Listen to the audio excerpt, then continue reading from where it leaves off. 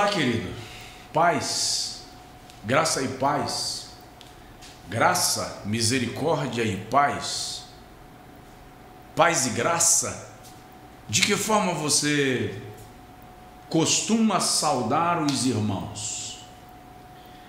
É muito interessante que Jesus nos ensina a saudar a todos com a paz.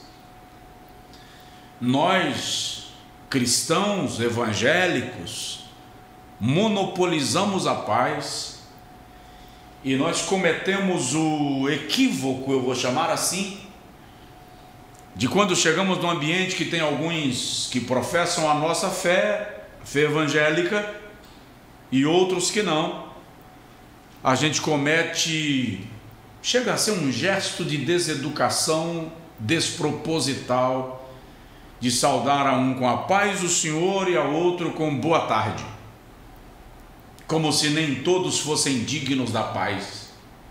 E na verdade a paz proporciona um bom dia, uma boa tarde e uma boa noite. Esse é o nosso segundo às 18 e nós estamos falando numa sequência aí sobre fruto do Espírito. Segunda passada nós não disponibilizamos o segundo às 18, estamos disponibilizando hoje e vamos falar um pouquinho sobre benignidade. O que benignidade tem a ver com a questão da saudação da paz? Bom, tudo a ver, porque na verdade paz também é um fruto do Espírito. Amor, paz, gozo ou alegria, longanimidade, benignidade. Nós já falamos sobre o amor, sobre a alegria, sobre a paz, sobre a longanimidade, e hoje eu quero falar um pouquinho nesse segundo às 18 sobre benignidade. Benignidade é a capacidade de fazer o bem. Mas em que nível? Em que circunstâncias? Em qual situação esta benignidade se manifesta? Aí eu preciso te lembrar que existe uma diferença entre a benignidade que é comum à natureza humana e a benignidade que é fruto do Espírito. Na verdade, eu já disse em algumas edições do segundo a 18 atrás que a vida no Espírito ou a vida cristã só é possível no Espírito. Porque da natureza humana é muito típico que nós vivamos sob a lei de Lameque, ou a lei do talião. Qual é a lei de Lameque? Ele aparece em Gênesis capítulo 4, é descendente de Caim, e Lameque tem um espírito semelhante ao seu ancestral. Ele é do tipo que não deixa nada para resolver depois.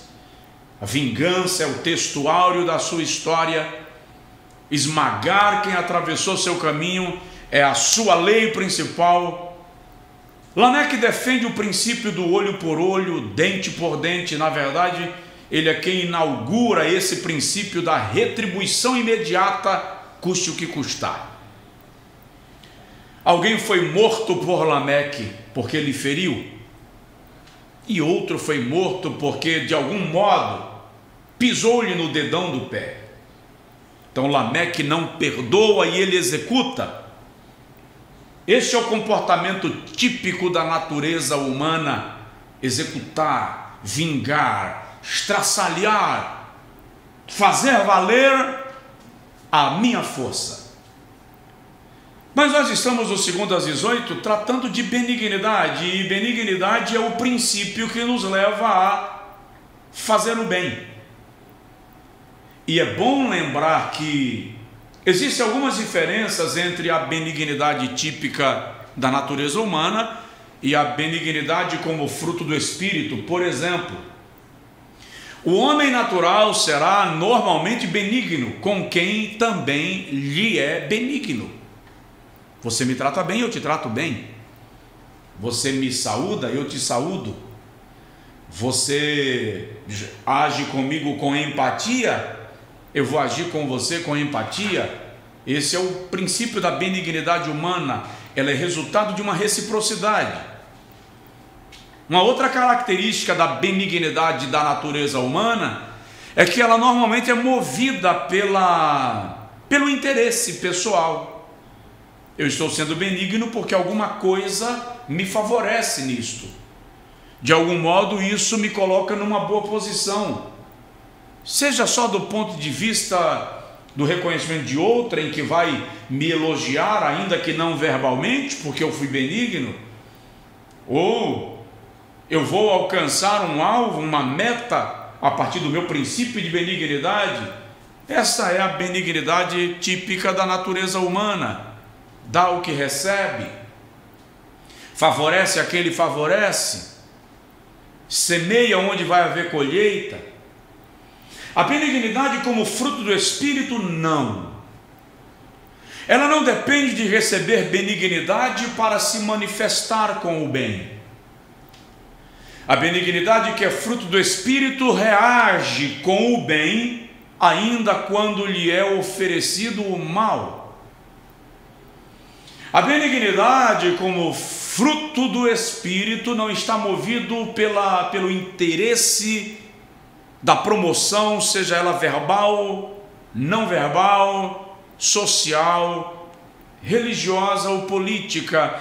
A benignidade como fruto do Espírito nos impulsiona, como Jesus nos ensina. Se alguém te acertar uma face, oferece a outra.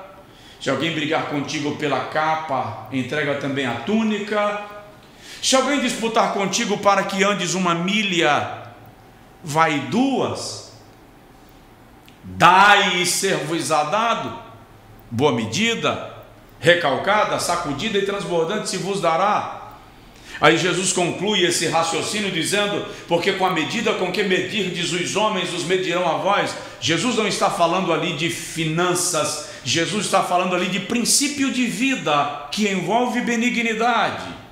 Jesus está nos ensinando que se o teu inimigo tiver fome, dá-lhe de comer.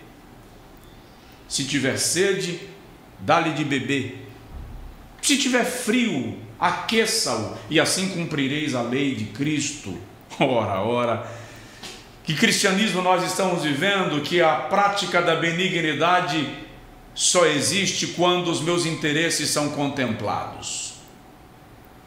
A prática do bem só existe quando o que eu quero é atendido. Não, isso não é benignidade, isto é egocentrismo, egoísmo, vaidade, possessividade, controle, manipulação. Mas benignidade é a postura, é a atitude do rio, que simplesmente corre pelos pedregais, pela vegetação, atravessa o deserto, desemboca no mar, sem a pretensão de que as suas águas sejam devolvidas. Ele simplesmente favorece todos os lugares por onde passa. Isto é benignidade. Mas que motivo eu tenho para ser benigno com quem me é maligno?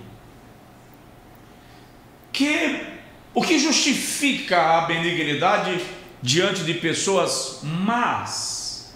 Bom, primeiro, não pense no mérito do outro. Se Deus considerasse o nosso merecimento, estaríamos no inferno.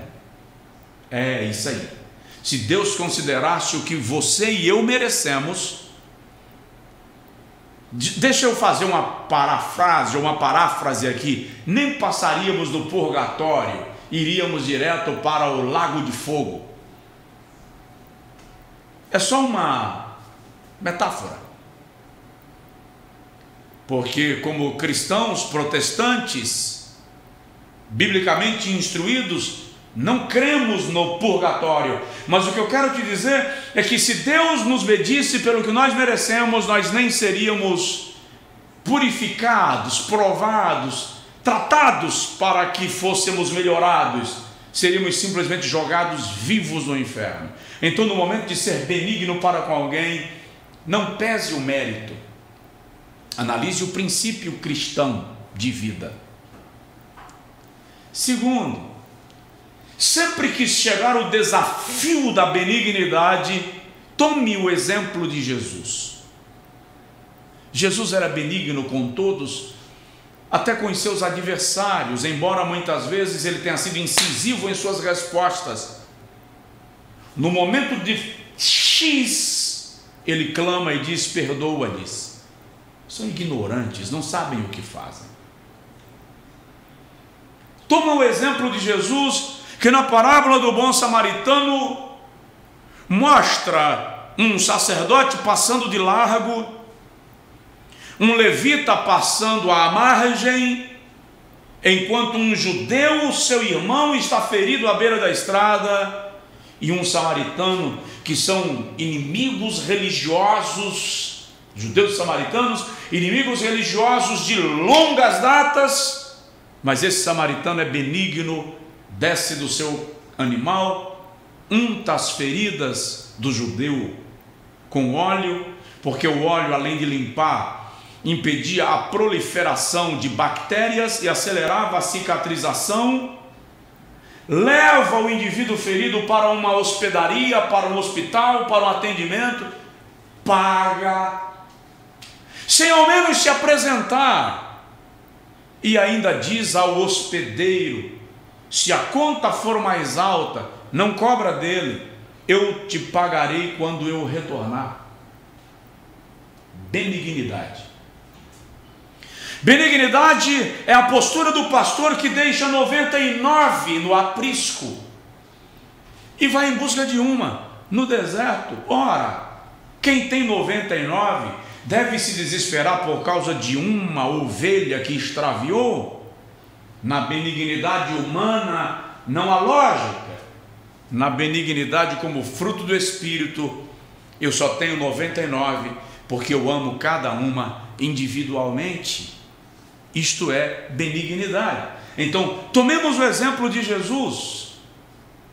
E uma outra questão: sempre que formos desafiados à prática da benignidade, vamos colocar os nossos interesses na balança, para que a gente analise se o nosso ato de benignidade não está sendo movido pela vaidade do reconhecimento, ou se de fato é um reflexo do Espírito Santo operando em nossa vida com o bem e para o bem. Eu quero concluir o 2:18 falando com você da benignidade dentro do princípio da empatia e da simpatia. Empatia é a benignidade de sentimento. Simpatia é a benignidade de tratamento. Empatia é quando eu me coloco no lugar do outro e analiso o seu estado como se fosse o meu. Me coloco no lugar dele, com os seus sentimentos e sob a sua perspectiva. É muito fácil analisar o outro caído na calçada, jogado na sarjeta, entregue nas drogas ou em qualquer situação, sem a benignidade de sentimento, porque aí eu me coloco apenas na condição de julgador do servo alheio.